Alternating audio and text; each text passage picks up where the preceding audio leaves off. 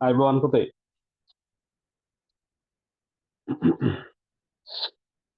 හරි. අ, මං හිතනවා ඔයාලට මාව පැහැදිලි වෙහෙනවා ඇති කියලා. ඉතින් අද අපි ඉස්සෙල්ලම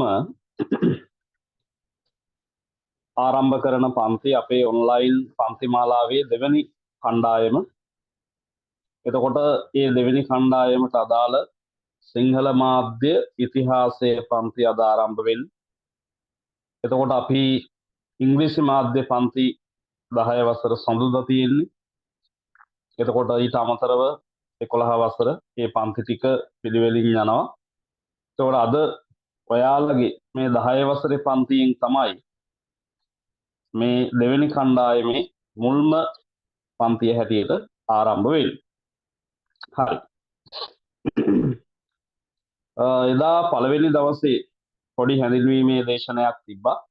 ඒකට බොහෝ දරුවෝ සහභාගී වෙලා හිටියේ නැහැ. ටික දෙනෙක් හිටියේ. නමුත් මෙතැති සඳහා සහභාගී වුණ දරුවෝ. එතකොට ඒ අයට මාව හඳුන්වා දුන්නා. හැබැයි අලුතෙන් ආව අයටත් මාව හඳුන්වා දෙන්න ඕනේ නිසා පොඩි විස්තරයක් මම කියන්න. පුතේ මම කල්න දිසානායක. මම කොළඹ විදුර කොලෙජ් එකේ කාලයක් වැඩ කරේ. එහෙම වැඩ කරලා දැන් ස්කෝලේ වැඩ කරන්න නැති වුණත් ඔන්ලයින් ක්ලාසස් තමයි ගොඩක්ම කරන්නේ. ඒ හැරුණාන් පස්සේ ෆිසිකල් ක්ලාසස් කීපයක් කරනවා. එතකොට මම 2010 තමයි ඉතිහාස විෂය ඉගෙනීමේ ගුරුවරයෙක් හැටියට වැඩ කරන්න ගත්තේ.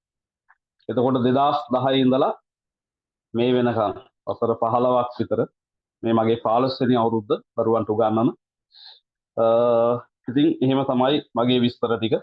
මහරගම, පොට්ටාව, හෝමගම, ඒ වගේම බත්තර මුල්ල මේ වගේ ප්‍රදේශවල කාලයක් මම පන්ති කරා. එතකොට 2023න් පස්සේ ගොඩක් ඒ පන්ති අතර කරලා ගොඩක් ඔන්ලයින් ක්ලාසස් තමයි දැන් වෙනකොට මම කරන්නේ. හරි. එතකොට අපි මේ අද ආරම්භ කරන ඔන්ලයින් පන්ති මාලාව පුතේ මෙතනින් එහාට ඔයාලගේ O level විභාගය දක්වාම අඛණ්ඩව යන පන්ති මාලාවක්. එතකොට අපිට මේ පන්ති මාලාව තුළ සම්පූර්ණ විෂය නිර්දේශය මම ආවරණය කරනවා. ඒ වගේම තමයි ඔයාලට මම පළවෙනි පාඩමට අදාළ නිබන්ධනය දාලා තිබ්බ ගෲප් එකට. සමහර දරුවන්ට print කරගන්න පුළුවන් වෙන්නේ නැති, සමහර දරුවන්ට බැරි වෙන්නේ නැති ගැටලුවක් නැහැ. අද අපි පැය දෙකම එක දිගට උගන්වන්න බලාපොරොත්තු වෙන්නේ නැහැ. අද පළවෙනි දවස සහ තවත් දරුවෝ ගණනාවක් මට මැසේජ් දාලා තිබ්බ ගෲප් එකට ජොයින් කරගන්න කියලා. හැබැයි අද දවස ටිකක් කාර්යබහුලයි. උදේ ඉඳලම පන්ති ගොඩක් කරා. ඒ නිසාම මේ ඒ දරුවෝ එකතු කරගන්න බැරි වුණා. ඒ නිසා අද මම පැය දෙකම පන්තිය කරලා පාඩමේ වැඩි කොටසක් ආවරණය කරන්න බලාපොරොත්තු වෙන්නේ. අදට අපි පැය එකමාරක විතර වැඩ කොටසක් කරමු. ඊළඟ සතියේ අපි අනිත් යාළුවෝ ටිකක් සම්බන්ධ කරගෙන පැය දෙකම උපරිම ලෙස වැඩ කරමු. හරි? හරි. එහෙමනම් ඔයාලා ටියුට් එක print කරගෙන නැත්නම් මගේ පුතේ නිකන් ඕපන් කරගන්න ගැටලුවක් නැහැ. print කරගත්ත අය ටියුට් එක ළඟින් තියාගන්න. හරි. එතකොට අපි 10 වසරේ පළවෙනි පාඩමේ ඉඳලා මේ පාඩම් මාලාව ඉස්සරහට කරගෙන යනවා. එතකොට දැන් මේ වෙනකොට මාස කිහිපයක් ගිහිලා තියෙන්නේ 10 වසර ආරම්භ කරලා පළවෙනි වාරය ඉවරයි. එතකොට දෙවෙනි වාරය තමයි මේ යන්නේ. එතකොට මගේ පුතේ ඔයාලට මේ ආරම්භ කරන පන්ති මාලාව තුළ මම 10 වසරේ පළවෙනි පාඩමේ ඉඳලා ඔයාලගේ සම්පූර්ණ විෂය නිර්දේශය ආවරණය කරන්න කටයුතු කරනවා. එතකොට මේ 10 වසරේ පළවෙනි පාඩමේ ඉඳලා කෙරෙන මේ පාඩම් මාලාවේ ඕගොල්ලන්ට අවශ්‍ය සිතියම්, ලංකා සිතියම්, ලෝක සිතියම් සියල්ල ආවරණය කරනවා. ඔයාලට මම ඉස්සරහට දානවා අපි සිතියම් වැඩ පොතක්, ඒ වගේම සිතියම් පොතක්, ඒ කියන්නේ ගයිඩ් එකක් ඔයාලට බලා ගන්න. එහෙම පොත් දෙකක් තියෙනවා. එතකොට මේ පොත් දෙක ඔයාලට ඉස්සරහට ලබා ගන්න පුළුවන්. ඒ වගේම තමයි රචනා ප්‍රශ්න ලියන්න ඔයාලා 10 වසරේ ඉඳලා හුරු වෙන්න ඕනේ. ඒ නිසා රචනා ප්‍රශ්න 100ක වැඩ පොතක් තියෙනවා. එතකොට ඒ පොතත් ඔයාලට ලබා ගන්න පුළුවන්. ඊට අමතරව කෙටි සටහන් පොත් ඒ සියල්ලම මගේ පුතාලට මම ඉදිරියේදී ලැබෙන්න සලස්වනවා. ඒ වගේම සෑම වාර විභාගයට කලින් ප්‍රශ්න පත්‍ර සාකච්ඡා කිරීම සම්මාන්ත්‍රණ ආදිය මම අනිවාර්යයෙන්ම කරනවා. ඒ වගේම තමයි ඔයාලට විෂය නිර්දේශය තුළ ලබා දෙන්න ඕන දැනුම හැම අංශයකින්ම ලබා දෙන්න මේ පාඩම් මාලාව තුළ අපි කටයුතු කරනවා. එහෙනම් පුතේ වැඩි කතා බතා නැතුව අපි වැඩේට බහිමු. මගේ පුතාලත් දන්න කියන යාළුවෝ අපේ ගෲප් එකට සම්බන්ධ කරන්න. කවුරුවත් අකමැත්තෙන් සම්බන්ධ කරන්න එපා. තීන තරම් නම්බර් ඇඩ් කරන්න යන්නත් එපා. අපේ පන්තිය නොමිලේ පවත්වන්නේ. එතකොට මේ නොමිලේ පවත්වන පන්තියට මගේ පුතාලට හොඳයි කියලා හිතෙනවා නම් මගේ පුතාලට මේක වැඩේ තේරෙනවා නම් ඔයාලට ඉෆෙක්ටිව් කියලා හිතෙනවා නම් මගේ පුතේ ඔයාලගේ හිතවත් යාළුවන්ට කියලා එයාලවත් සම්බන්ධ කරන්න. මොකද එයාලටත් නොමිලේ ඉගෙන ගන්න ඒ අමතරව දැනුම ලබා ගන්න අවස්ථාව හදලා දෙන එක ලොකු පිනක් එක පැත්තකින් නේද? උදව්වක් වගේම ලොකු පිනක්. හරි. එහෙමනම් මගේ පුතේ අපි අපේ වැඩ ටික ආරම්භ කරමු. 10 ශ්‍රේණියේ පළවෙනි පාඩමේ ඉඳලා අද දවසේ අපේ වැඩ ටික ආරම්භ කරනවා. එහෙනම් 10 ශ්‍රේණියේ පළවෙනි පාඩම ඉතිහාසයේ හැදෑරීමේ මූලාශ්‍ර. එහෙමනේ. ඉතිහාසයේ හැදෑරීමේ මූලාශ්‍ර. මගේ පුතාලා මේ වෙනකොටත් මේ පාඩම හොඳට ඉගෙනගෙන ඇත්තේ. මොකද ඉස්කෝලවල මේ වෙනකොට පළවෙනි වාරයට අදාළ විෂය නිර්දේශය ආවරණය කරලානේ තියෙන්නේ. ඒ නිසා ඔයාලට දැනුම ඇති. සමහර දරුවෝ ඇති මෙතන ඉතිහාසයේ පන්ති වලට සහභාගී වෙන. ඒ නිසා ඔයාලට මේ පාඩම සම්බන්ධයෙන් යම් දැනුමක් ඇති. ඒ දැනුම අලුත් කරගන්න, අලුතින් යමක් ඉගෙන ගන්න, නැවත නැවතත් ඒ පාඩම් වල කරුණු මතක් කරගන්න මේ පළවෙනි පාඩම ඔයාලට ගොඩක් වැදගත් වෙයි. හරි. එහෙමනම් පුතේ ඉතිහාසයේ හැදෑරීමේ මූලාශ්‍ර කියන මේ පළවෙනි පාඩම ඔයාලට සම්පූර්ණ මූලාශ්‍ර පිළිබඳ හොඳ අවබෝධයක් ලබා දෙන්න කටයුතු කරන පාඩමක්. ඉතිහාසයේ හැදෑරීමේදී අපි භාවිතා කරන මූලාශ්‍ර වර්ග ගොඩක් තියෙනවා. එතකොට ආන්නේ මූලාශ්‍ර වර්ග සියල්ලම පුතාලට පැහැදිලි කරලා විස්තර කරලා දෙන පාඩමක් තමයි මේ 10 ශ්‍රේණියේ පළවෙනි පාඩම. හරි. ඉතිහාසයේ හැදෑරීමේ මූලාශ්‍ර කියන මාතෘකාව යටතේ පුතාලට මුලින්ම කතා කරන්න තියෙන්නේ මූලාශ්‍ර වර්ගීකරණය කියන මාතෘකාව. මොකද්ද? මූලාශ්‍ර වර්ගීකරණය.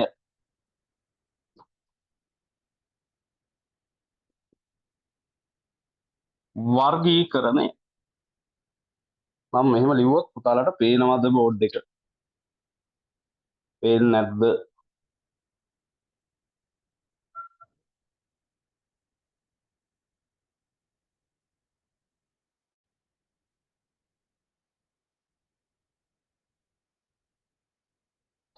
බෝඩ් එක ක්ලියර්ද නැද්ද කියලා මට චුට්ටි මැසේජ් එකක් එවන්න පුතේ. බෝඩ් එක ඔයාලට ක්ලියර්ද නැද්ද කියලා පොඩි මැසේජ් එකක් දාන්න මට.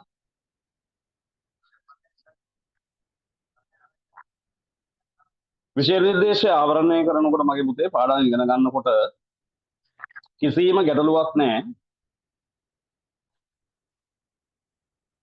පැහැදිලි නැද්ද පුතේ? නැහැ කියලා වෙලා තියෙනවා. ක්ලියර් නැද්ද? පේන්නේ නැද්ද මේ ටික? අම්ලිව මාතෘකාව පේන්නේ නැද්ද?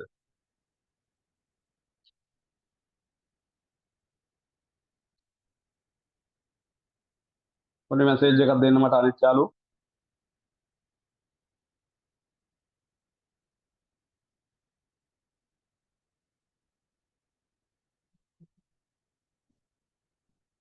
පේනවා. right. Okay. Thank you. හරි.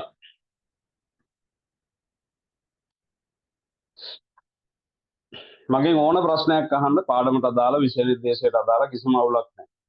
මට තරහ යන්නෙත් නැහැ, පිළිතුරු නොදී ඉන්නෙත් නැහැ. හැමදේම විස්තර කරලා කියලා දෙනවා. කිසි ගැටලුවක් නැහැ, right? හරි. මූලාශ්‍ර වර්ගීකරණය.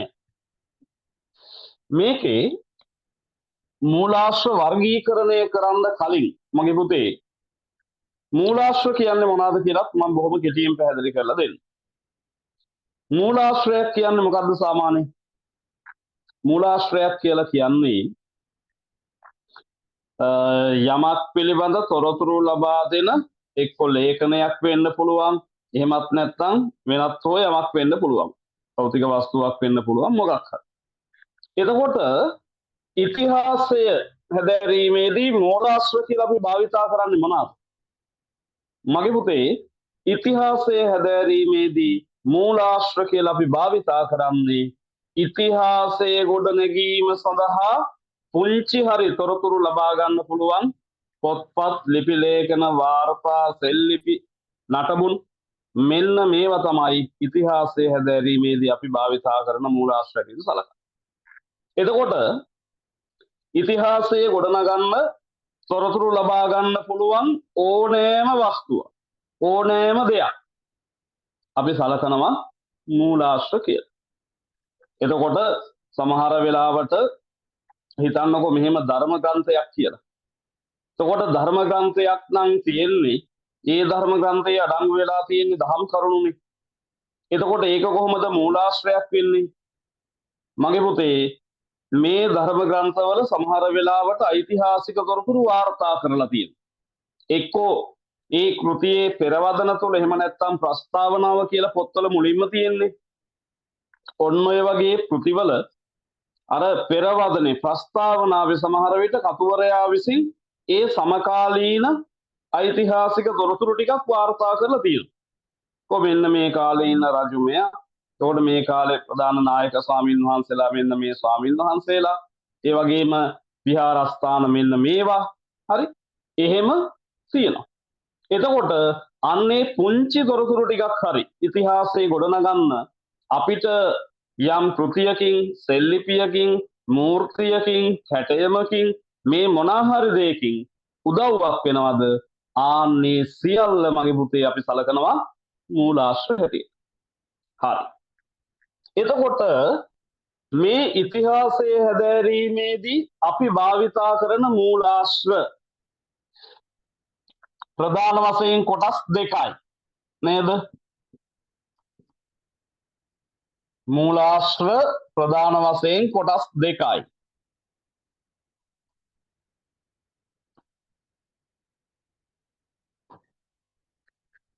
කොටස් දෙක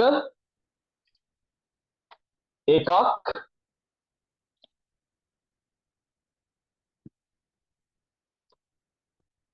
සාහිත්‍ය මූලාශ්‍ර, අනිත් එක පුරාවිද්‍යාත්මක මූලාශ්‍ර.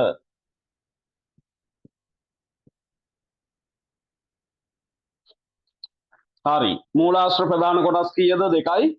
එකක් සාහිත්‍ය මූලාශ්‍ර, අනිත් එක පුරාවිද්‍යාත්මක මූලාශ්‍ර. හරි. දැන් මේ පාඩම කියලා දෙන ලාවේ හොද්දට ඔලුවට දාගන්න. හරි. අර මේ දැන් මේක මේ ඔයාලා දන්නවා ඉගෙනගෙන තියනවා එක හරි. හැබැයි තවදුරටත් දැනුම වැඩි කරගන්න, නැවත නැවත මේ ඉගෙන ගත්ත කරුණු මතක් කරගන්න මේක ඔයාලට වැදගත්. රයිට්? ඒ නිසා හොඳට අහගන්න. හොඳට අහගන්න. අර මේ කවුද ආලවක යක්ෂයා ඇවිල්ලා බුදුහාමුදුරන්ගෙන් අහනවා බුදුහාමුදුරුවනේ කොහොමද ප්‍රඥාව ලබන්නේ කියලා. කතං සුලබතේ පඤ්ඤා. කොහොමද ප්‍රඥාව ලබන්නේ? එතකොට බුදුහාමුදුරුවෝ මේ ආලවක යක්ෂයාට දෙනවා හරි අපූර්ව පිළිතුරක්. මොකද්ද? සුස්සුසා ලබතේ පඤ්ඤා. යකෝ උඹ අහන් ඉඳපන්. අන්න එතකොට උඹේ ප්‍රඥාව වැඩෙනවා. හරි? සවන් දීම, ශ්‍රවණය කියන්නේ අපේ ප්‍රඥාව වැඩෙන ප්‍රධාන මාධ්‍යයක්. යකාට යකෝ උඹ ඉස්කෝලේ ගිහිල්ලා අකුරු ඉගෙනගෙන පොත කියවලා උඹ දැනුම හදාගන්න කිව්වට ඌ එහෙම කරන්නේ නැහැ නේ. ඒකට ඌට දැනුම ලබා ගන්න පුළුවන් හොඳම මාධ්‍ය තමයි බුදුහාමුදුරුවෝ පෙන්නලා දෙන්නේ.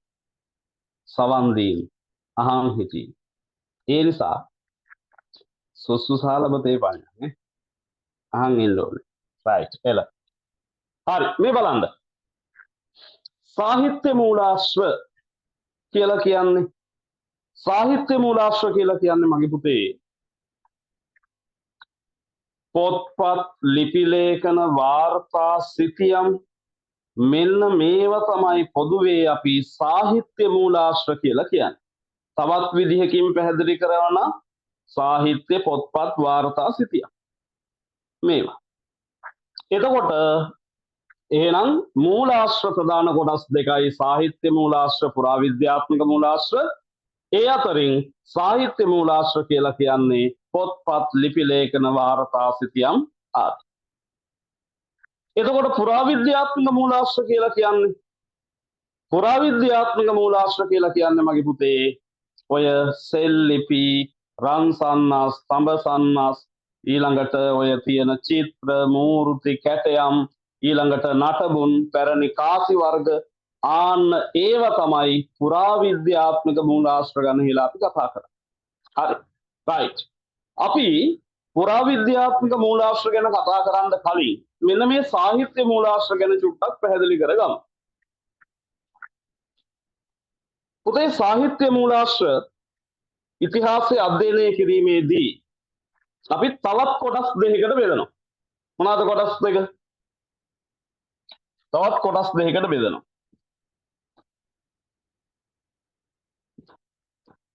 එකක් තමයි දේශීය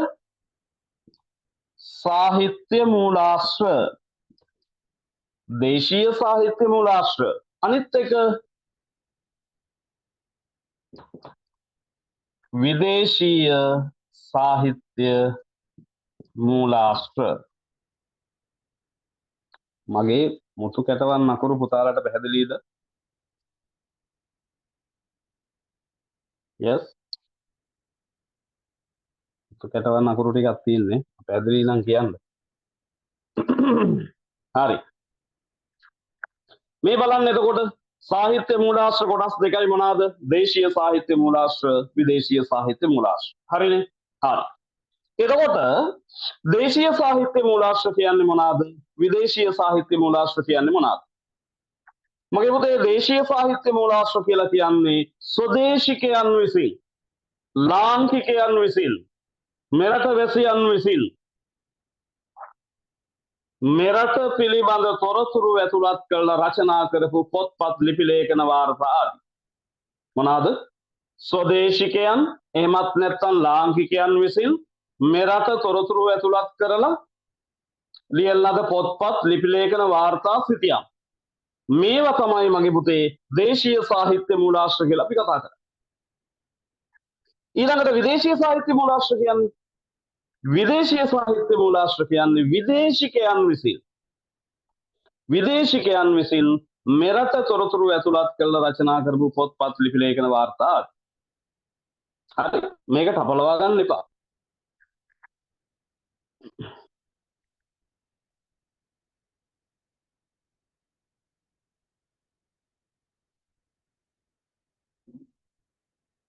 right? මේකට බලව ගන්න එපා. දේශීය සාහිත්‍ය මූලාශ්‍ර ස්වදේශිකයන් ලාංකිකයන් ඒගොල්ලෝ විසින් මෙරට තොරතුරු ඇතුළත් කළ රචනා කරපු පොත්පත් ලිපි ලේඛන. විදේශීය සාහිත්‍ය මූලාශ්‍ර විදේශිකයන් විසින් මෙරට තොරතුරු ඇතුළත් කළ රචනා කරපු පොත්පත් ලිපි ලේඛන ආදී. පැහැදිලිනේ? හරි. මේක අපි නෝට් එකක් වෙනම දාගමු. right? හරි. දේශීය සාහිත්‍ය මූලාශ්‍ර නම් මොනවාද? දේශීය සාහිත්‍ය මූලාශ්‍ර වර්ග ගොඩක් තියෙනවා. right? අපි චුට්ටක් මෙන්න මෙහෙම වර්ගීකරණය කරගමු මගේ පුතේ. එකක් තමයි වංශ කතා. අනිත් එක අට්ඨ කතා. තවත් එකක් ධර්ම ග්‍රන්ථ. තවත් එකක්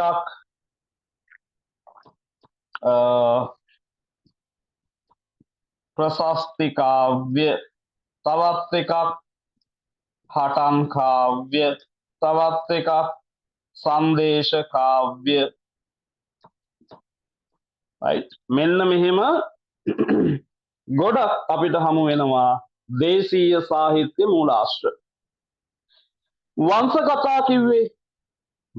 කතා කිව්වේ ඉතිහාසය කියන ඔය මහා වංශය, දීප වංශය, දාඨා වංශය, තූප වංශය, ඔන්න ඔහොම වංශ කතා ගොඩක් තියෙනවනේ නේද?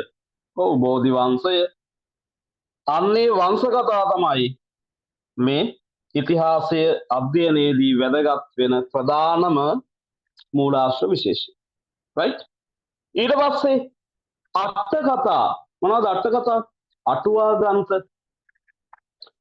අටුවා ග්‍රන්ථ කියලා කියන්නේ මගේ පුතේ අටුවා ග්‍රන්ථ ලියවෙන්නේ මුලින්ම ත්‍රිපිටකයට. ත්‍රිපිටකයට අටුවා ග්‍රන්ථ රචනා කිරීම ආරම්භ කරා කියලා කියනවා බුද්ධඝෝෂ හාමුදුරුවෝ. ඒ කියන්නේ ත්‍රිපිටකයේ තියෙන ගැඹුරු කරුණු සරලව පැහැදිලි කරමින් රචනා කරපු කෘති. මගේ පුතාලා ඉගෙනගෙන ඇති එහෙම අටුවා ග්‍රන්ථ ගොඩක් තියෙනවා පුතේ. ඒ කියන්නේ අභිධර්ම පිටකයට කරපු වෙනම අටුවා ග්‍රන්ථ තියෙනවා. ඊළඟට විනය පිටකයට කරපු අටුවා ග්‍රන්ථ තියෙනවා. සූත්‍ර පිටකයට කරපු අටුවා ග්‍රන්ථ තියෙනවා. එහෙම වෙන වෙනම තියෙනවා. හරි. එතකොට සමන්ත පාසාදික අටුවාව, මනෝරත පුරණී අටුවාව, සම්මෝහ විනෝදිනී අටුවාව, කොහොම අටුවා ග්‍රන්ථ ගොඩක් තියෙනවා. හරි. එතකොට අටුවා කියලා කියන්නේ පොදුවේ මොනවාද? යම් කෘතියක තියෙන ගැඹුරු කරුණු සරලව පැහැදිලි කරමින් රචනා කරන කෘති. අටුවා, ටීකා, ටිප්පණි, ටිපිටිප්පණි මෙන්න මෙහෙම කොටස් ගණනාවක් තියෙනවා. හරි. ටිපිටිප් නෙවෙයි. අටුවා, ටීකා, ටිප්පණි, ටිපිටිප්පණි කියලා. මෙහෙමත් බෙදෙනවා. එතකොට අටුවා ග්‍රන්ථ කියන්නේ අර මුල් ග්‍රන්ථයේ තියෙන ගැඹුරු කරුණු සරලව පැහැදිලි කරපු කෘති.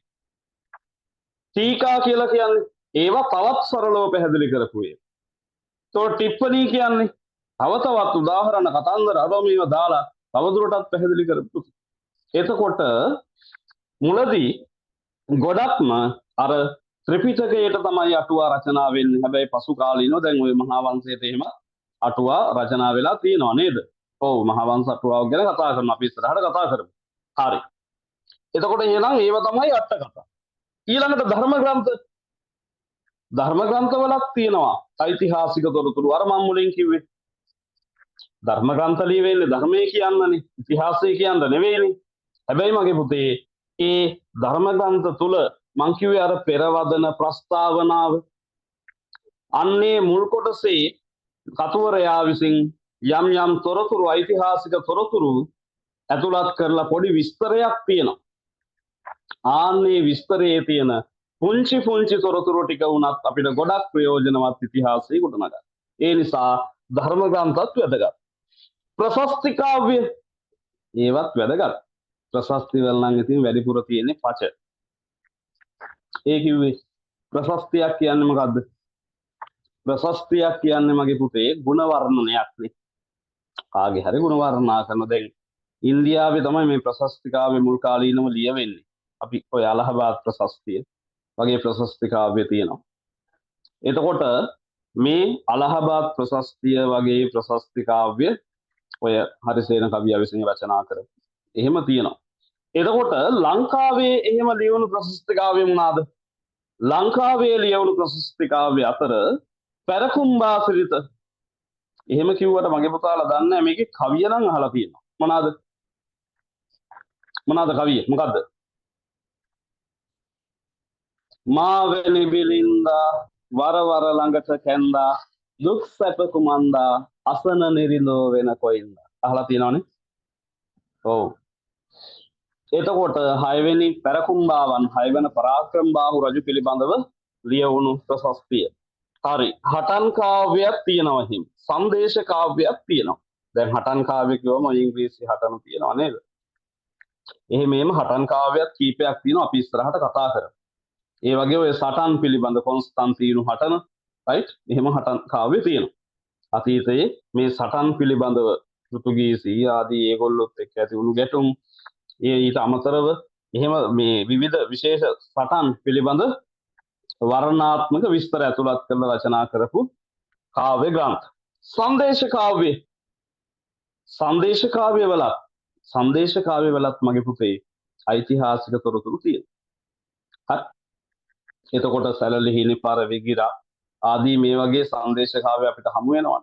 ගම්පොළ යුගයේ තමයි මුලින්ම සංදේශ කාව්‍ය ලිවීම ආරම්භ වෙන්නේ. මයුරහා තිසර කියන සංදේශ කාව්‍යයන් එක්ක. හැබැයි පසු කාලීනව තවත් සංදේශ කාව්‍ය ගණනාවක් රචනා වෙලා තියෙනවා. එතකොට සංදේශ කාව්‍යවල විවිධ වර්ණනා විස්තර එහෙම ගොඩක් තියෙනවනේ. හැබැයි ඒ අතර අපිට යම් යම් ඓතිහාසික තොරතුරුත් වාර්තා කරලා තියෙනවා. හරි. එහෙම වාර්තා කරලා තියෙනවා. එතකොට ඒවා විස්තර කරන්න මම ගොඩාක්ම යන්නේ. මොකද අපි ඉස්සරහට මේ කෘති පිළිබඳ වෙන වෙනම කතා කරන නිසා එතනදී පුතාලට මම දීර්ඝව විස්තර කිරීමක් පැහැදිලි කිරීමක් කරමු. හරි. එතකොට දැන් මේ අපි කතා කරේ දේශීය සාහිත්‍ය මූලාශ්‍ර වර්ග ටිකක්.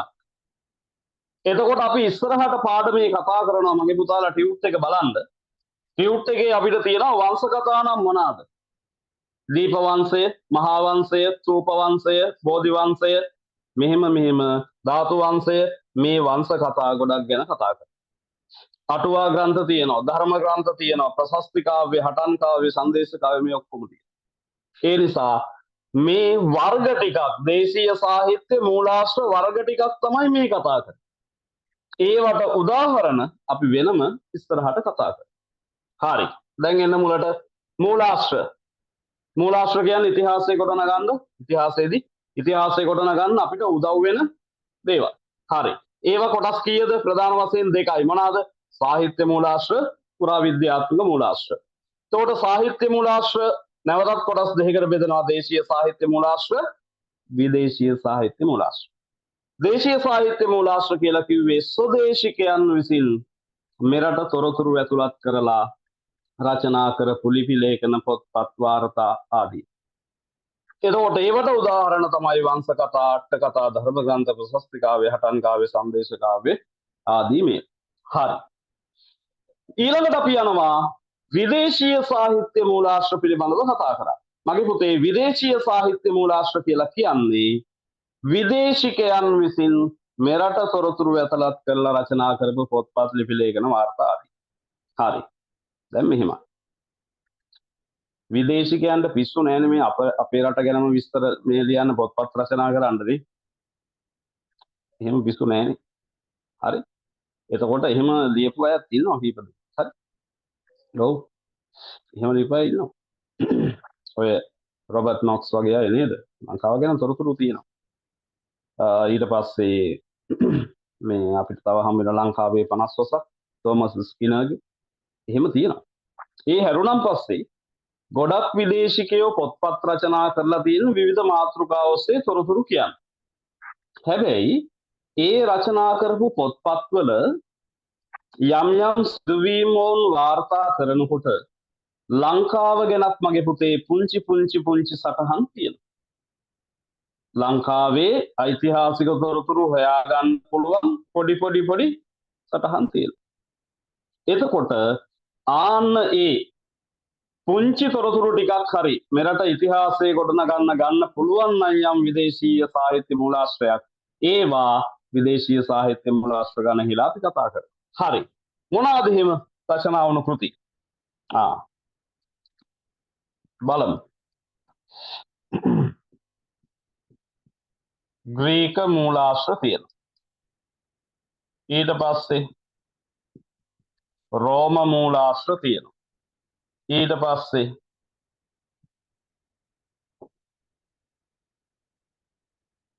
චීන මූලාශ්‍ර තියෙනවා. අරාබි මූලාශ්‍ර තියෙනවා. ඊළඟට පෘතුගීසි මූලාශ්‍ර තියෙනවා.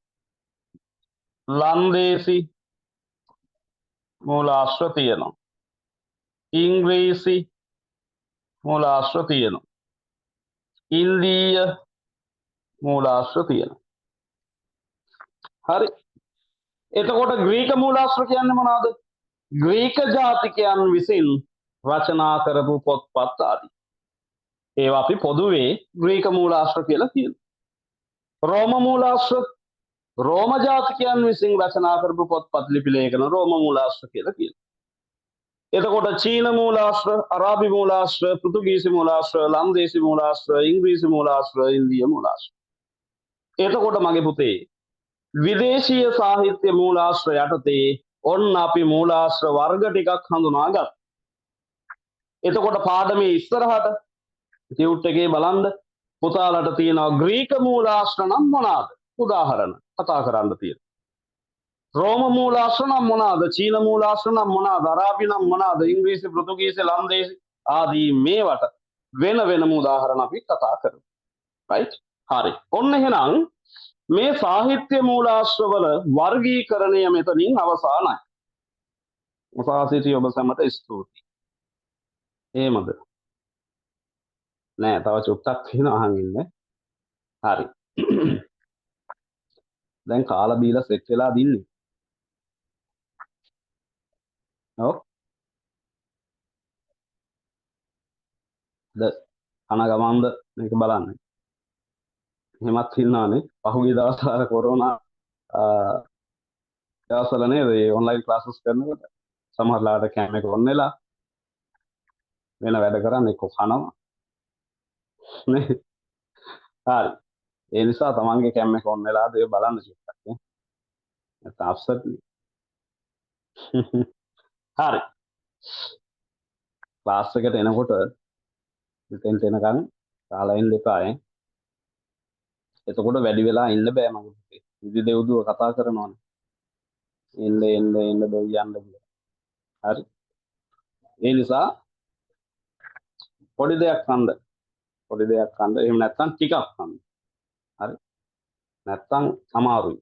ටික වෙලාවක් යනකොට කුකුල ගහනවා. හරි. සාහිත්‍ය මූලාශ්‍ර පැත්ත ඉවරයි. අපි යනවා පුරාවිද්‍යාත්මක මූලාශ්‍ර කතා කරන්න.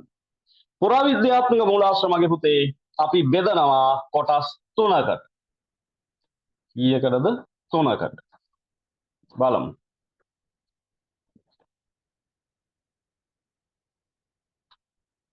කොටස් 3යි. එකක් තමයි පුතේ අභිලේඛන. අනිත් එක කාසි. එහෙම නැත්නම් නානක විද්‍යාත්මක සාධක කියලා පුරාවිද්‍යාවේදී කාසි පිළිබඳ හදාරීම් පිළිබඳ සඳහන් වෙනවා. නානගේ නෙවෙයි නානක විද්‍යාත්මක සාධක. ඊට පස්සේ මේ පැත්තේ පුරාවිද්‍යාත්මක නෂ්ටාවශේෂ එහෙම නැත්නම් නටබුන් කියලා කෙටියෙන් හඳුනගමු. හරි. ඔන්න එහෙනම් පුරාවිද්‍යාත්මක මූලාශ්‍ර බෙදෙන ප්‍රධාන කොටස් 3යි. අභිලේඛන, කාසි, නටබුන්. හරි. එතකොට මේ කියන පුරාවිද්‍යාත්මක මූලාශ්‍රවල මේ කොටස් ටික චුට්ටක් පැහැදිලි කරගමු අපි. අභිලේඛන මොනවාද? අභිලේඛන කියලා කියන්නේ මගේ පුතේ විවිධ මාධ්‍යන්හි ලියා ඇති ලේඛන හඳුන්වන පොදු නාමයක්. ඒ කියන්නේ ගල් මත ලියපු ලේඛන, රන් තහඩු මත ලියපු ලේඛන, තඹ තහඩු මත ලියපු ලේඛන, ඒ වගේම මැටි පුවරු මත ලියපු ලේඛන, ලී දැව මත ලියපු ලේඛන. මෙන්න මේ වගේ විවිධ මාධ්‍යයන්ගේ ලියා ඇති ලේඛන පොදුවේ අපි හඳුන්වනවා අභිලේඛන.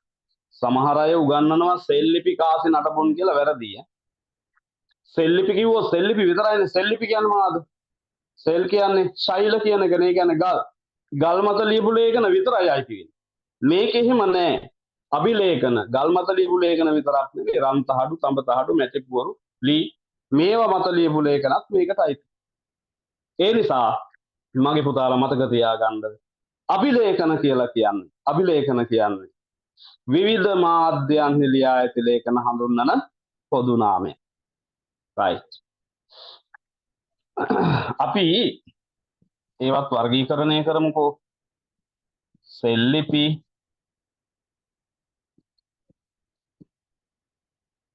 රන්සන්නස්, ඒ කියන්නේ රන් තහඩු මත ලියපු ලේඛන රන්සන්නස්, තඹසන්නස්, තඹ තහඩු මත ලියපු ලේඛන තියෙනවා නේද? ඊළඟට මැටි පුවරු, ඊට පස්සේ දැව. හරි. මේ විදිහට විවිධ මාධ්‍යයන් ලියා ඇති ලේඛන හඳුන්වන පොදු නාමයක් අභිලේඛන. අභිලේඛන යටතේ සෙල්ලිපි රන්සන්නස් තඹසන්නස් මැටිපුවරු දැව ආදී මේ විවිධ මාධ්‍යයන් පිළිබඳව අපි කතා කරමු. right සෙල්ලිපි නම් මොනවාද? සෙල්ලිපි බෙදෙන කොටස් මොනවාද? ඒවා අපි කතා කරනවා පාඩම ඉස්සරහට. රන්සන්නස් මොනවාද උදාහරණ? තඹසන්නස් මොනවාද උදාහරණ? මැටිපුවරු මොනවාද උදාහරණ? දැවවල උදාහරණ කතා කරනවා. right එතකොට මේ වර්ගීකරණය කිරීම විතරයි.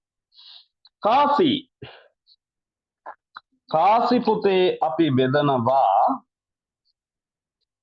කොටස් දෙකකට. මොනවාද? දේශීය කාසි, මෙතන විදේශීය කාසි කියලා තව එක. දේශීය කාසි, විදේශීය කාසි. දේශීය කාසි කියලා කියන්නේ ලංකාවේ භාවිතා වුණු කාසි වර්ග. විදේශීය කාසි කියන්නේ විදේශයන්හි භාවිතා වුණු කාසි. විදේශයන්හි භාවිතා වුණු කාසි කොහොමද අපිට ආවේ? ඒක නම් කතා කරන්න. right හරි. දේශීය කාසි ලංකාවේ භාවිතා වුණු කාසි මොනවාද? ලංකාවේ භාවිතා වුණු පැරණිතම කාසි වර්ගය මගේ පුතාලා දන්නවා. එවන්න බලන්න උත්තරය. නැත්තම් නින්ද යනවනේ අප්පා. අහන් ඉන්න. උත්තරයක් එවන්න. මැසේජ් එකක් දෙන්න. නැත්තම් මටත් අප්සෙට්.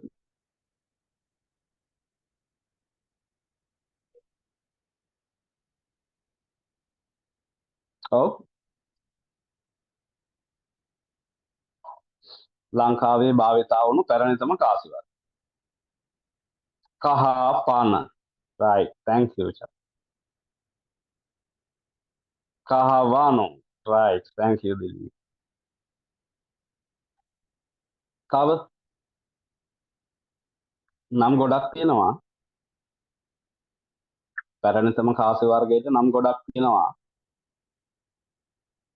කහපාන කිව්වා, කහවණු කිව්වා. තව ටක් ගාලා පොත පෙන්නනවාද? හෝ keep in your mind.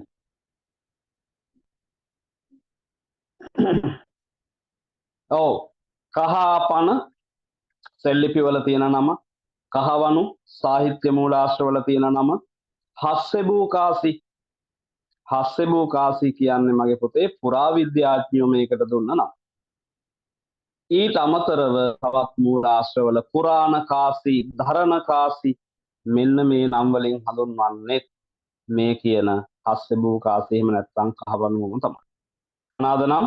කහපාන, කහවණු, හස්සෙබූ කාසි, පුරාණ කාසි, ධරණ කාසි. නම් පහක් තියෙනවා. ඒ පහෙන්ම හඳුන්වන්නේ එකම කාසි වර්ගය. දැන් ඔයාලට කියනවා විභාගෙදී ලංකාවේ භාවිතා වුණු දේශීය කාසි වර්ග 3ක් නම් කරන්න. ලියනවා කහපාන, හස්සෙබූ කාසි, පුරාණ කාසි, ධරණ කාසි. හරි ඔහොම ටිකක් ලියනවා. හරිද? ඒක එකයි ලැබෙන්නේ නම් 3ක් ලිව්වට. ඇයි? නම් ඔක්කොම එකයි. right ඔන්න එහෙනම් මේක කහපන කියලා දාන්නම්. මගේ පන නෙවෙයි. කහපන.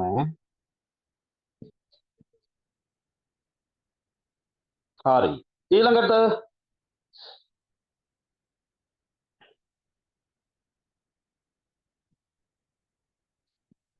අක රන්කාසි. අක කියලා රන්කාසි විශේෂයක් භාවිතා වුණා කියනවා නේද? ඊට පස්සේ මස්ස. අපි ඔය මසුරන් කියලා කියන්නේ ඒවා. ඊට පස්සේ තව අපිට හමු වෙනවා ඇතාකාසි, ස්වස්තික කාසි නේද? ලක්ෂ්මී කාසි.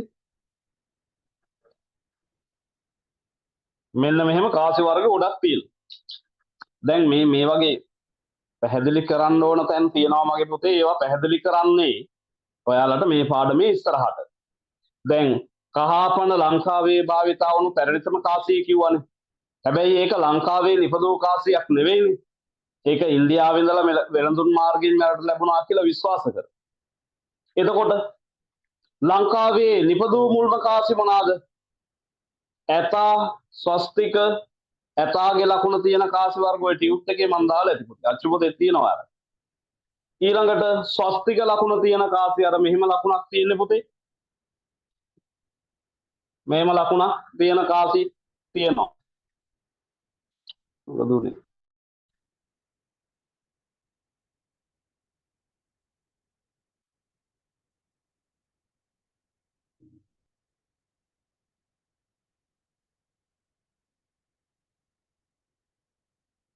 මේක ෂෙයා කරන්න හදන්න එපා ඈ. මේ එතකොට පොඩි අවුලක් වෙනවා මම හිතන්නේ. ස්ක්‍රීන් ෂෙයා කරන්න බැරි වෙයි. හරි. එතකොට ලංකාවේ නිපදූ මුල්ම කාසි හැටියට අපි කතා කරන ඇතා, ස්වස්තික වගේ කාසි විශේෂයන්. එතකොට තව කාසි වර්ග තියෙනවා. ඒවා අපි දේශීය කාසි කියන මාතෘකාව යටතේ අපිට තියෙනවා පැහැදිලි කරගන්න. ඒකෙදි පුතාලට පැහැදිලි කරලා දෙනවා. right? ඊළඟට විදේශීය කාසි. විදේශීය කාසි නම් මොනවාද? විදේශයන්ට අයත් විදේශයන් නිභාවිතා වූ කාසි. ඒව කොහොමද අපිට ලැබිලා තියෙන්නේ? අපිට ලැබිලා තියෙනවා කොහොමද? අපේ ලංකාවේ පැරණි වරායන් අසල මගේ පුතේ පුරාවිද්‍යාඥයෝ කරපු කැණීම්වලදී අපිට හමු වෙලා තියෙනවා විදේශයන්ට අයත් කාසි වර්ග බොහෝමයි. අතීතයේ අපේ රට බොහොම වෙළඳාමට ගොඩක් ප්‍රසිද්ධයිනේ. විවිධ රටවල ජාතීන් ආවා අපිත් එක්ක වෙළඳාම් කරන්න, අපෙන් වෙළඳ භාණ්ඩ ගන්න. එතකොට ඒගොල්ලෝ ගනුදෙනු කරනකොට ඒගොල්ලන්ගේ රටේ මුදල් වලින් ගෙව්වේ. දැන් වගේ money exchange facilities තිබ්බේ නෑනේ නේද? සල්ලි හුමාරු කරගන්න ක්‍රමවේද තිබ්බේ නෑනේ. මාරු කරගන්නත් බෑනේ නේද? එතකොට එයාලගේ රටේ සල්ලි වලින් තමයි ගෙවන්නේ. එතකොට අපිට පුරාවිද්‍යා කැණීම් වලදී වැඩිපුරම හමු වෙලා තියෙන කාසි වර්ගය මොකක්ද? ඔව්. වැඩිපුරම හමු වෙලා තියෙන මගේ පුතේ රෝම කාසි. තඹ ලෝහයෙන් නිපද වූ රෝම කාසි. ඊට පස්සේ තව තියෙනවා ඉතින් චීන කාසි, අරාබි කාසි, VOC කාසි නේද? ඉංග්‍රීසීන් අයත් කාසි වර්ග අර රැජිනගේ රූපය සහිතය. ඒවත් තියෙනවා. ඉන්දු රෝම කාසි තව තියෙනවා. හරි. එතකොට ඔන්න ඔය විදිහට එහෙනම් කාසි දේශීය හා විදේශීය කියලා කොටස් දෙකයි. ඒවට උදාහරණ තමයි මේ. මගේ පුතාලට මේ ටික පේනවද පැහැදිලිව?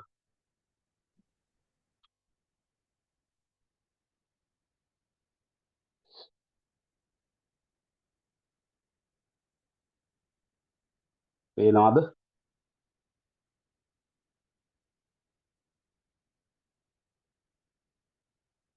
පෙනෙන නොපෙනෙන මට්ටමේද තියෙන්නේ?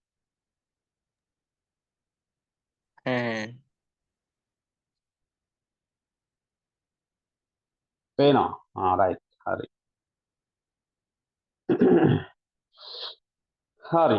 ඊළඟට අපි කතා කරන්න යන්නේ පුරාවිද්‍යාත්මක මූලාශ්‍රවල අවසානම කොටස නටබුන්ස් පිළිබඳව. නටබුන්ස් ruins. right. එතකොට මේ නටබුන් පුතේ අපි කොටස් දෙකකට බෙදලා කතා කරනවා. ඔයාලට බෝඩ් එක මම ප්ලේ කරලා දෙන්නම්. තව චුට්ටක් කැමරාව ඔකු කරලා චුට්ටක් බලන්න. නටබුන් අපි බෙදනවා කොටස් දෙකයි. මොනවාද? නටබුන් අතර එකක් අපි බෙදනවා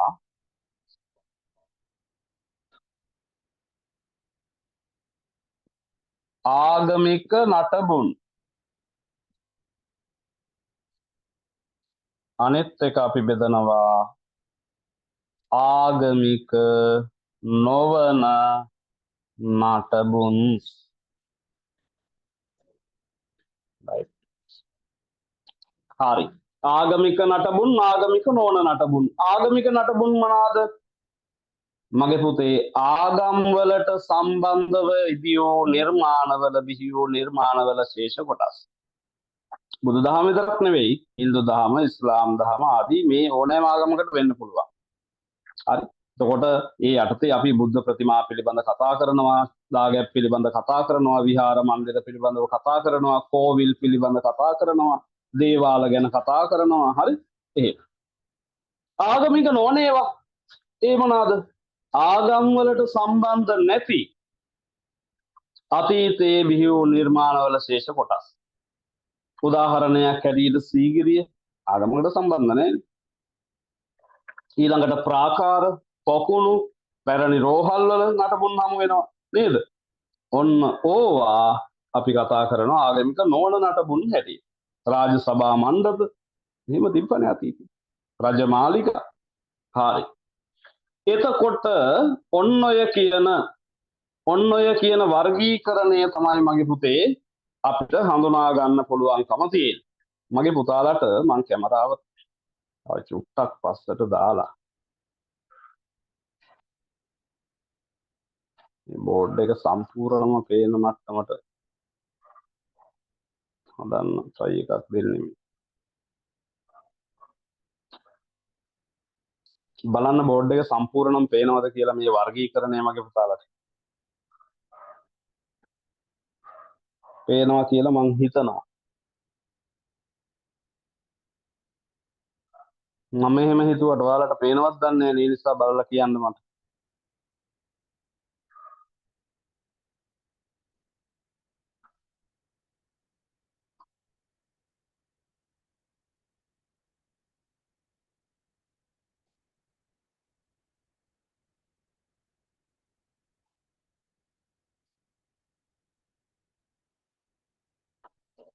ඔව්.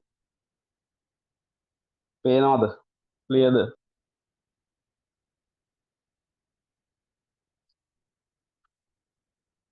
පොඩි chart එකක් දාගන්න පුළුවන් මට්ටමින් පේනවා නම් එච්චරයි.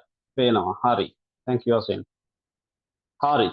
ඔන්න එහෙනම් මං මූලාශ්‍ර වර්ගීකරණය අවසන් කරන්න යන්නේ එකම එක පාරක් මේ ටික ඔක්කොම ටක් ගාලා මතක් කරලා. මේ බලන්න.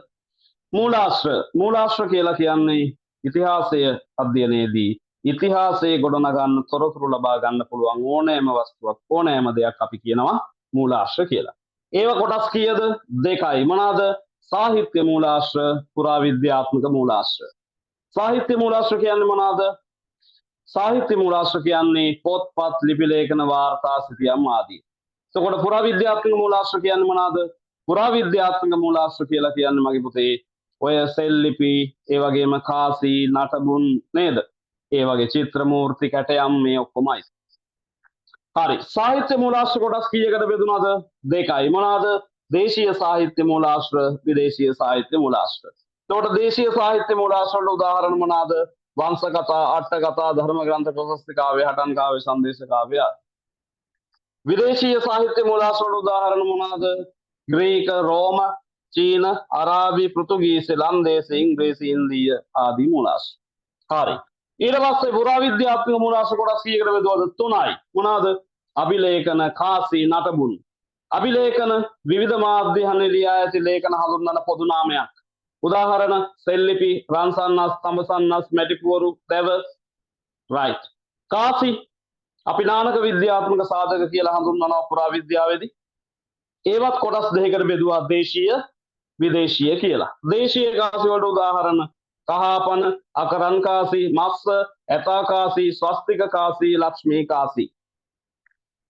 ඊට පස්සේ විදේශීය කාසි රෝම කාසි, චීන කාසි, අරාබි කාසි, VOC කාසි ආදී. ඊට පස්සේ නටබුන් අපි කොටස් දෙකකට බෙදුවා. මොනවාද? ආගමික නටබුන්, ආගමික නොවන නටබුන් කියලා. right. එතකොට මගේ පුතේ මෙන්න මේක තමයි මූලාශ්‍ර වර්ගීකරණය කියලා අපිට කතා කරන්න තියෙන්නේ. ඔයාලා මතක තියාගන්න මෙන්න මේ අපි දාගත්ත chart එක තමයි මේ chart එකට අදාළ තොරතුරු ටික තමයි මගේ පුතේ මේ පළවෙනි පාඩම පුරාවටම පැහැදිලි කරගන්න, විස්තර කරගන්න, ඉගෙන ගන්න තියෙන්නේ. right. හරි. මගේ පුතාලට පැහැදිලිද මේ වර්ගීකරණය? පැහැදිලිද? තේරුණාද? ක්ලියර්ද?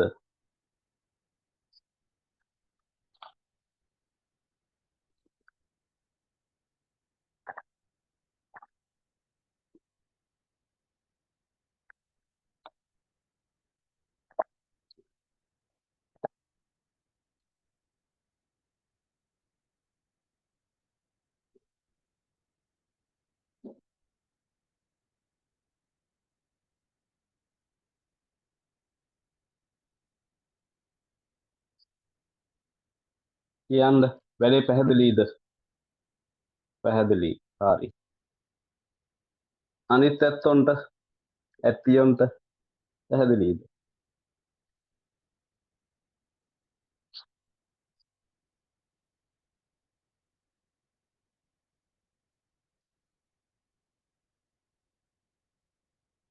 රයිට්.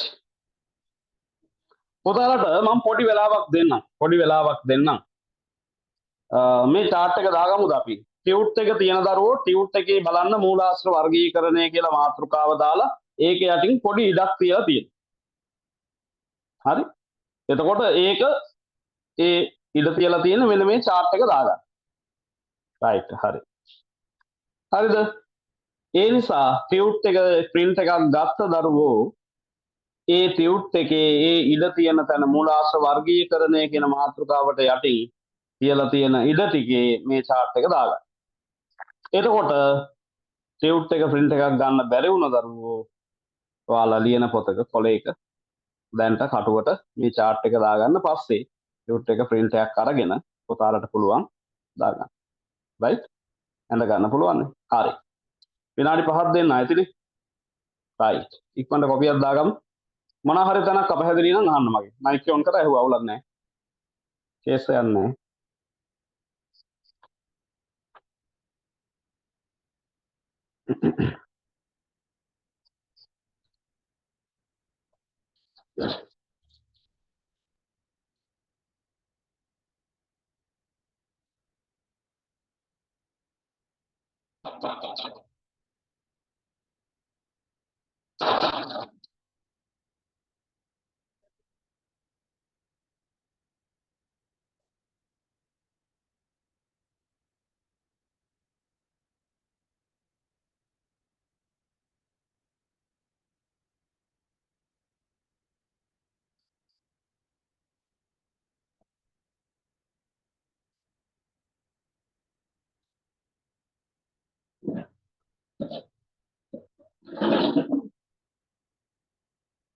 මම මෙතන ඉන්නවා.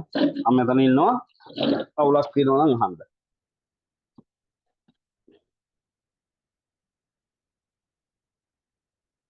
මුතු කැට දැන් අකුරෙන් ලියලා තියෙන පොතේ. ඒ නිසා මේ අපහැදිලි නම් අහන්න.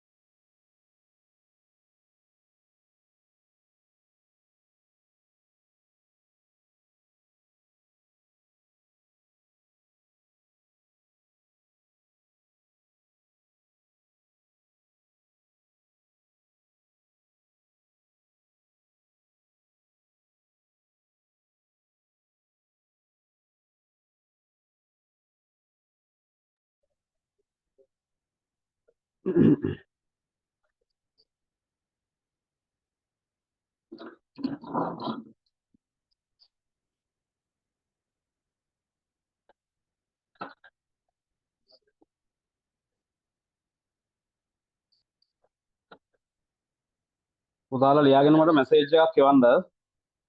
මැසේජ් එකක් දෙන්න.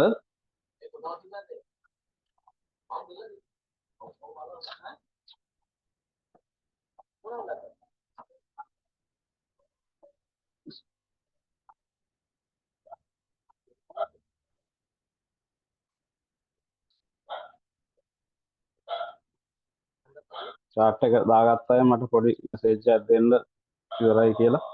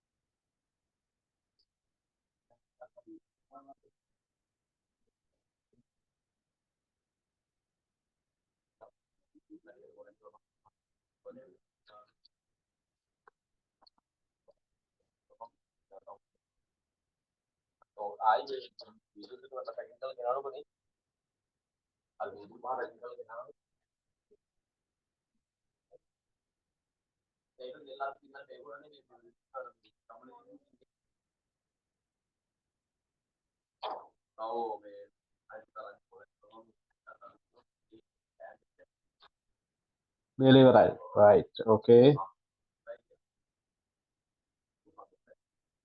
What about others? අනිත් අය මොකද?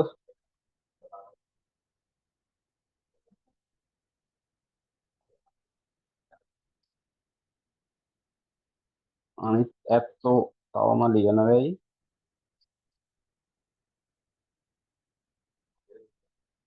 ඔය අයලා ලියලා ඉවර වෙනකම් මෙයයි බලන් ඉන්නේ අපි.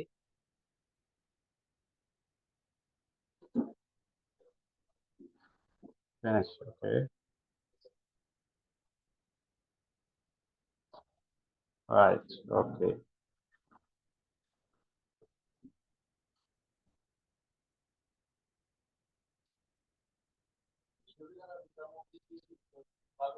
Right. I think many of you have done. Right. Right.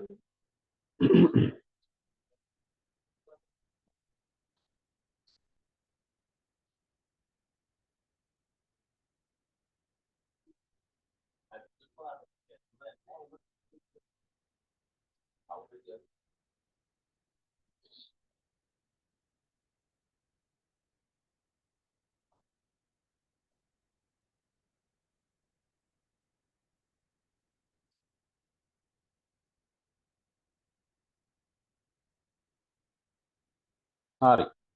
එතකොට ඔන්න මූලාශ්‍ර වර්ගීකරණය සම්බන්ධයෙන් අපිට මෙන්න මේ chart එක මාරම වටිනවා. හරිද?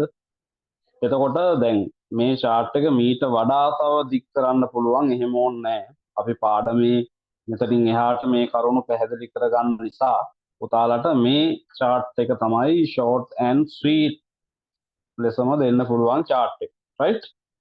එතකොට පළවෙනි පාඩමට අදාළ කෙටි සටහන් පොතකුත් තියෙනවා. ඒකත් මම පුතාලට දාන්නම්. ඉදිරියේදී මම බලාපොරොත්තු වෙනවා නිබන්ධන ඔයාලගේ ගෙදරට එවන්න. එතකොට වැඩේ පිළිවෙලටම යනවා. මොකද පිළිවෙලටම හදලා තියෙන නිබන්ධන ටිකක් තියෙන්නේ. ලස්සනට පිළිවෙලට ලස්සන පිට කවර එක. ඉතින් ඒ නිසා ඒවා ඒ විදිහටම පුතාලට ලැබෙනවා නම් තවත් පිළිවෙලටම වැඩේ කරගන්න පුළුවන්. ඉතින් ඉස්සරහට අපි බලමු මේ විදිහට කරන්න. දැනට අපි කොහොම යන් ආරම්භයේනේ. එතකොට සිතියම් පොත, වැඩ පොත, රචනා ප්‍රශ්න පොත ඒවා ඉස්සරහට ලබා ගන්න පුළුවන්. මම මේ විස්තර කියන්න ගෲප් වලට දානවා. එතකොට පුතාලා මේ මට කරන උදව්වක් හැටියට තව ඔයාලා දන්න කියන යාළුවෝ ඔන්ලයින් ඇවිල්ලා ඉගෙන ගන්න කැමති යාළුවන්ට කියන්න මෙන්න මෙහෙම ක්ලාස් එකක් තියෙනවා. මෙන්න මෙහෙම පොරක් උගන්වනවා. හැබැයි මෙලෝ රහක් නෑ. ඒ වුණාට ඒක බලපන් කියලා. right? හරි. ඊළඟට මගේ පුතාලගේ ටියුට් එකේ බලන්න දේශීය සාහිත්‍ය මූලාශ්‍ර කියන්නේ මොනවාද? විදේශීය සාහිත්‍ය මූලාශ්‍ර කියන්නේ මොනවාද කියලා චුට්ටක් හඳුන්වන්න තියෙනවා. තියෙනවද එහෙම එකක්? නිබන්ධනයේ තියෙන ඇත්තෝ දන්නවා ඇති. print එකක් ගත්තේ නැති ඇත්තෝ සාහිත්‍යය බලන්න අර නිකන් PDF එක ඕපන් කරලා right? එහෙම එකක් තියෙනවා. අපි ඒක චුට්ටක් ලියාගමුද? මම කියන්න. හරි? හරි. එහෙනම් මුලින්ම තියෙන දේශීය සාහිත්‍ය මූලාශ්‍රනේ. මෙහෙම ලියන්න. ඒක මේ print out එක ගත්තේ නැති අය දේශීය සාහිත්‍ය මූලාශ්‍ර කියලා පොඩි සබ් ටොපික් එකක් දාගන්න. අනුමාතෘකාවක් දාගෙන ඒ යටතේ මෙහෙම ලියන්න.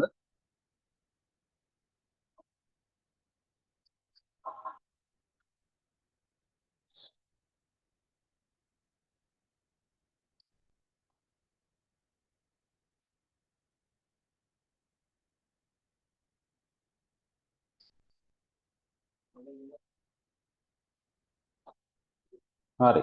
මෙහෙම ලියන්න.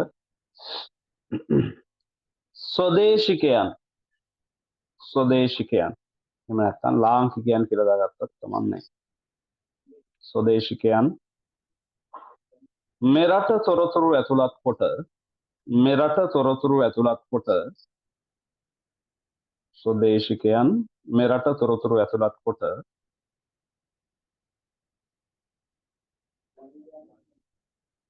රචනා කරන ලද ස්වදේශිකයන් මෙරට තොරතුරු ඇතුළත් කොට රචනා කරන ලද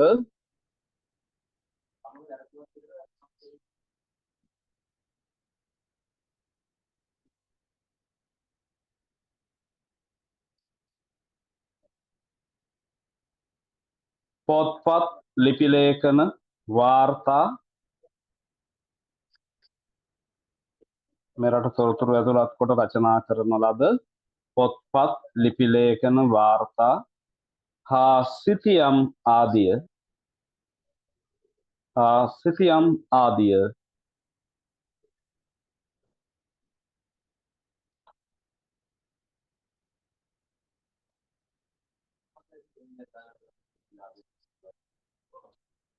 දේශීය සාහිත්‍ය මූලාශ්‍ර නමින් හඳුන්වයි. ස්වදේශිකයන් මෙරට තොරතුරු ඇතුළත් කොට රචනා කරන ලද පොත්පත්, ලිපි ලේඛන, වාර්තා හා සිතියම් ආදිය දේශීය සාහිත්‍ය මූලාශ්‍ර නමින් හඳුන්වයි. හරිනේ?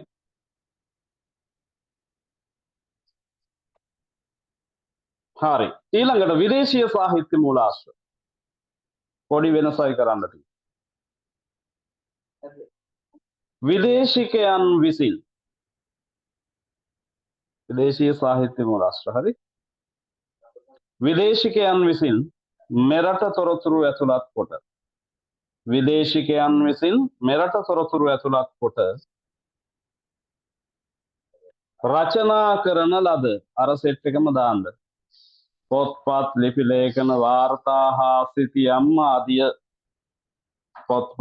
ලේඛන, වාර්තා හා සිතියම් ආදිය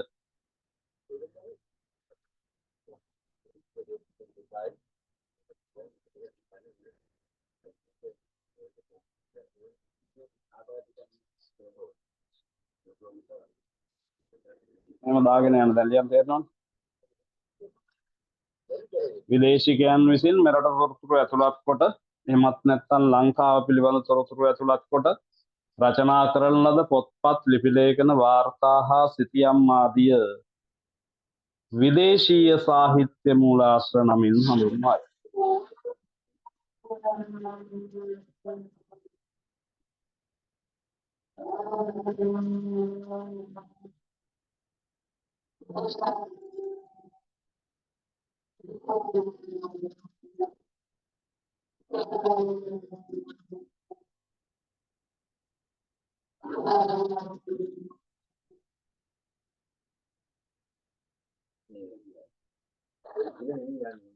ඔයාලට සෑ වැඩිද මේ පන්තිය නෑ නේද?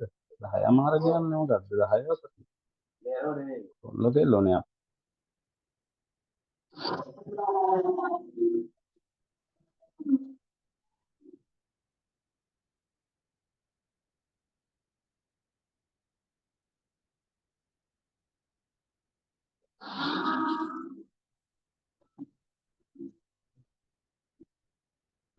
හරි නේද පුතේ? හරි. ඔතනින් එහාට අපිට දේශීය සාහිත්‍ය මූලාශ්‍රය යටතේ මුලින්ම අපි දාපු වංශ කතා පිළිබඳවයි කතා කරගෙන යන්න තියෙන්නේ. එහිදී දීප වංශය, මහා වංශය ප්‍රධාන වශයෙන් අපි කතා කරනවා. ඒ හැරුණම අනිකුත් වංශ කතා. ඔය තූප වංශය, බෝධි වංශය නේද? දාඨා වංශය, දලදා වංශය, එළු දලදා වංශය, ධාතු වංශය, මෙහෙම වංශ කතා ගොඩක් තියෙනවා. right? එතකොට අපි අන්න ඔය විදිහට මේ ඉස්සල්ලා දේශීය සාහිත්‍ය මූලාශ්‍ර ටික කතා කරනවා. ඊට පස්සේ විදේශීය සාහිත්‍ය මූලාශ්‍ර, ඊට පස්සේ යනවා පුරාවිද්‍යාත්මක මූලාශ්‍ර වලට. ඒ වගේනොත් මුලින්ම අපි අභිලේඛන කතා කරනවා. ඊට පස්සේ කාසි, ඊට පස්සේ නටක. හරිනේ? හරි. එතකොට අපේ අර අලුත් යාළුවෝ ටිකු සම්බන්ධ වෙන්න ඉන්නවා. මට වෙලා මදි වුණා එයාලව ඇඩ් කරගන්න. මේ යාලට ලින්ක් ටික දාලා ගෲප් වලට අපි ඇඩ් කරගෙන අපි එහෙනම් වංශ කතාවල ඉඳලා මගේ පුතේ ඊළඟ සතියේ කතා කරමුද? මොකද ඒ ඇත්තොත් පවුනේ. හරි. පැය දෙකම කරනවා ගැටලුවක් නැහැ. එතකොට අද අර කට්ටිය අඩු නිසා තමයි, ඒ කියන්නේ තව අර උතෙන් සම්බන්ධ වෙන්න යාළුවෝ ඉන්න නිසා තමයි අදට අපි මේ පාඩමේ මේ කොටසෙන් නතර කරන්නේ. හරිද? එතකොට ඊළඟ දවසේ ඉඳලා දිගටම පැය දෙක අනිවාර්යෙන් කරනවා. හරි? එතකොට මගේ පුතාලා පන්තියට සහභාගී වෙන්න උත්සාහ කරන්න පුළුවන් තරම්. එතකොට මම රෙකෝඩින් මත් දානවා. එතකොට පන්තියට සහභාගී වෙලා දැනුම හදාගන්න. මොනවා හරි ඕනම ගැටලුවක් තියෙනවා නම් හැමදාම පන්තිය ඉවර වෙන්න කලින්, අවසන් කරන්න කලින් මගෙන් අහන්න. මම පැහැදිලි කරලා දෙනවා. විස්තර කරලා දෙනවා. හරි? ඒ කිසියම් ගැටලුවක් තියාගන්න එපා. හැම පාඩමක් අවසානයේම ඒ පාඩම් වලට අදාළ පොඩි රිවිෂන් එකකුත් අපි කරනවා. ඒ නිසා ඉගෙන ගත්ත කරුණු නැවත මතක් කරගන්නත් අවස්ථාව ලැබෙනවා. මොනවා හරි ගැටලු තිබ්බනම් ඒවා निराකරණය කරගන්නත් අවස්ථාව ලැබෙනවා. හරි? එතකොට ඒ විදිහට අපි වැඩ ටික කරගෙන යනවා. ඉතින් අද දවසේ ඔයාලා සහභාගී වුණ හැමෝටම මම හිතනවා අද කරපු ටික පැහැදිලි ඇති. ඔයාලට සැටිස් නම් එච්චරයි. right? මොනවා හරි අවුල් තියෙනවා නම් කාට හරි මට එක්ක මැසේජ් එකක් හරි දාන්න. ඒගොල්ලන්ට මම රිප්ලයි එවනවා. හැබැයි මැසේජ් එක දැම්ම වෙලාවෙම රිප්ලයි වන්න බැරි වෙයි. මම චුට්ටක් බිසි. ඒ නිසා කොහොම නමුත් ඔයාලට ඒවට රිප්ලයි ලැබෙනවා. එහෙම ගැටලු තියෙන අය මැසේජ් එකක් දෙන්න. right? හරි. එහෙමනම් ඉතින් අදට අපි වැඩේ අහවර කරන්නයි යන්නේ. එහෙනම් ඊළඟ දවසේ අපි හමු වෙමු. ඒ වගේ මෙතන මේ 11 වසරේ දරුවන්ට මම ලින්ක් එක දැම්මා. හැබැයි ඒක මට පරක්කු වෙලා දැම්මේ. මේ ඒ නිසා මේගොල්ලෝ බොහෝ දෙනෙකුට ජොයින් වෙන්න බැරි වෙන්නේ නැති. කොහොම වුණත් කමන්නේ. 11 වසරේ දරුවෝ ඉන්නවා නම් ඒගොල්ලොත් මේකට සහභාගී වෙන්න 10 වසරේ කොහොමත් වැඩගත්නේ. හරි? හරි. එහෙමනම් ඔයාලගේ යාළුවෝ තව එකතු කරන්න. ඒ අයටත් chance එකක්, අවස්ථාවක් දෙන්න අපේ පන්තියට සහභාගී වෙලා ඉගෙන ගන්න. එහෙනම් ගිහිල්ලා එන්න නේද?